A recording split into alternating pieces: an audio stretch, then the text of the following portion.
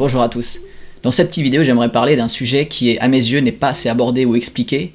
Il s'agit de savoir quand, sur votre site internet, si un utilisateur clique sur un de vos liens, par exemple dans un article de blog, est-ce qu'il devrait ou non voir une nouvelle fenêtre s'ouvrir. Ensuite, je vais vous montrer aussi comment vous pouvez modifier ça pour chacun de vos liens.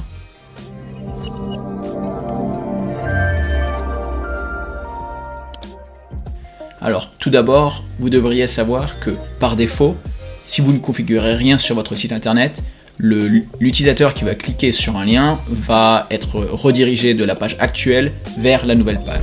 Donc, admettons que l'utilisateur se trouve sur votre site, il est en train de consulter votre article, et là, en plein milieu de l'article, vous avez un lien vers, que ce soit un lien interne vers votre propre site, ou alors vers un autre nom de domaine, par exemple Wikipédia ou YouTube, etc. Donc ce qui va se passer par défaut, c'est que quand l'utilisateur cliquera sur ce lien-là, la page actuelle va être remplacée par la nouvelle page. Ce qui veut dire en d'autres termes que vous allez perdre cet utilisateur, lui qui aura quitté votre page. Et il est plutôt improbable que l'utilisateur, après avoir vu ce que vous souhaitez lui montrer, retourne sur votre page d'origine. Donc ce que je vous conseille de faire, en particulier quand il s'agit de liens externes qui va donc le faire quitter votre site, c'est de venir ouvrir cette nouvelle page dans un nouvel onglet. Voilà. Ceci a plusieurs raisons. Premièrement, ça va permettre à votre site de donner des signaux à Google, comme quoi l'utilisateur qui s'est rendu sur votre site passe plus longtemps sur votre site. Pour faire simple, si l'utilisateur est redirigé sur un autre site, ça va vouloir dire que, par exemple, une durée de visite de votre site est de 1 minute 30, par exemple. Et après, une fois qu'il aura cliqué sur votre lien qu'il redirigera ailleurs, ce temps-là sera terminé. Alors que si vous ouvrez ce même lien dans un nouvel onglet, il va continuer à visiter votre site, et après qu'il ait fini de lire vos contenus donc, sur ce site-là, sur cette page-là, il va potentiellement aller fermer votre fenêtre et se rendre sur la nouvelle fenêtre qui vient d'être ouverte. Ce qui va vouloir dire que il aura passé, 3 minutes sur votre site. Et le temps passé sur un site, c'est un facteur extrêmement important déjà pour vous, pour savoir est-ce que l'utilisateur a voulu quitter la page ou non.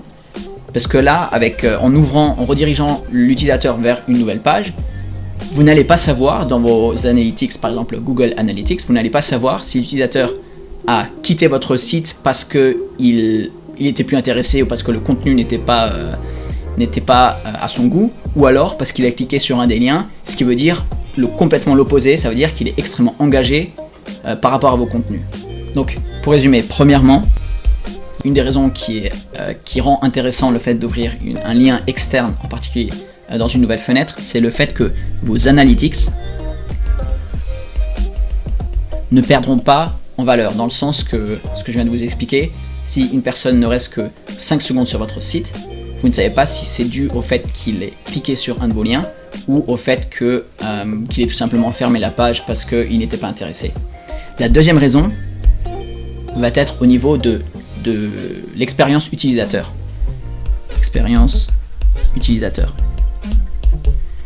Ce que je veux dire par là, c'est que, admettons que l'utilisateur soit en train, comme je vous l'ai expliqué tout à l'heure, en train de parcourir votre page, votre contenu, si c'est par exemple même un article qui fait plusieurs centaines ou plusieurs milliers de mots, et qui voit un lien intéressant, il va cliquer dessus et il va sortir de son flux de lecture.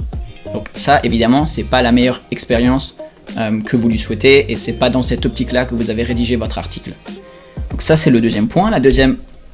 Et le troisième point, ça va être lié à ce que j'ai dit tout à l'heure, c'est que vous avez rédigé cet article dans l'optique de le prendre par la main et potentiellement de lui proposer un appel à l'action à la fin de votre article. Donc ce que je veux dire par là, un exemple, c'est que vous rédigez un article sur les raisons pour lesquelles il est important d'acheter une voiture électrique, disons. Et à la fin de cet article, vous comptez, après l'avoir donc préchauffé, vous comptez lui proposer des offres de voitures électriques. Or, si vous le sortez de son flux, en le forçant en quelque sorte à quitter votre page actuelle, vous allez tout simplement perdre tout l'effort que vous avez mis dans la préparation, dans le conditionnement que vous avez préparé et afin de le mener vers cet appel à l'action. Donc le troisième point, ça va être effort du conditionnement perdu. Voilà, effort du conditionnement perdu. Donc tout l'effort que vous avez mis pour le préparer à l'appel à l'action que vous lui avez préparé en fin d'article va tout simplement pouvoir être jeté à la poubelle. Donc maintenant, j'aimerais vous montrer simplement comment vous pouvez changer ça. Voilà, je vais vous montrer directement sur mon site.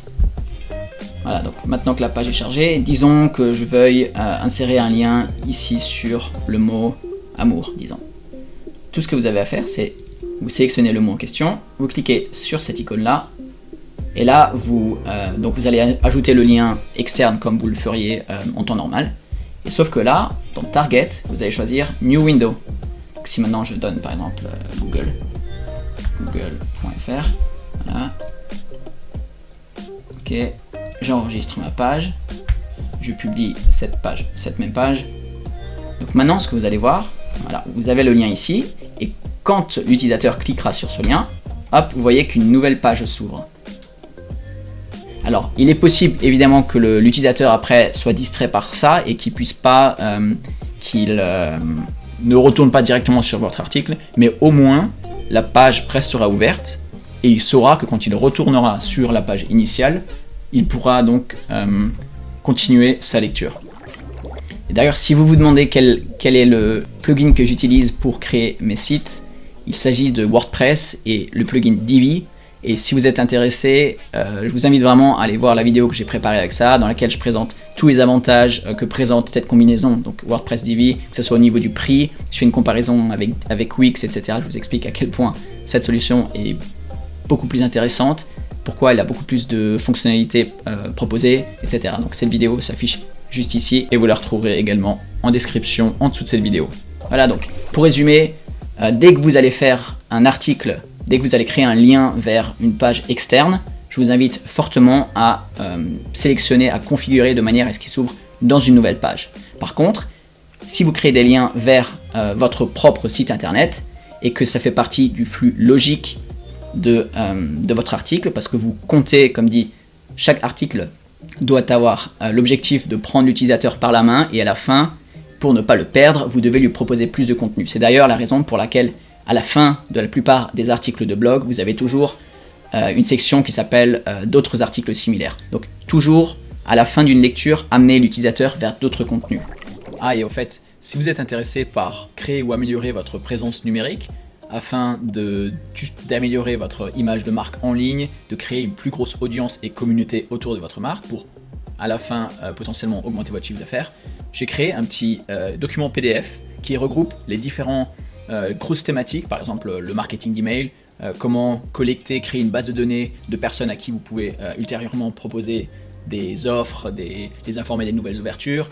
Je parle également des réseaux sociaux sur lesquels vous devriez ou ne devriez pas créer de compte et être présent, etc. Donc tout un tas de sujets qui pourraient potentiellement vous intéresser si vous comptez créer ou améliorer votre image de marque sur Internet. Donc ce petit PDF est gratuit, 100% gratuit, et vous pouvez trouver un lien en dessous de ces descriptions. C'est un lien qui s'appelle, pour télécharger ce PDF gratuit, Présence digitale, par où commencer. Donc cliquez sur ce lien et vous obtiendrez directement accès à ce PDF. Si cette vidéo vous a plu, n'hésitez pas à vous abonner et à appuyer sur la petite cloche de notification, parce que j'aime bien, dès que je me rends compte que certaines évidences pour moi ne le sont pas forcément pour d'autres, j'ai qu'une envie, c'est de vous en faire part, et c'est pourquoi je vous invite à vous abonner. A très bientôt pour d'autres astuces. Fred.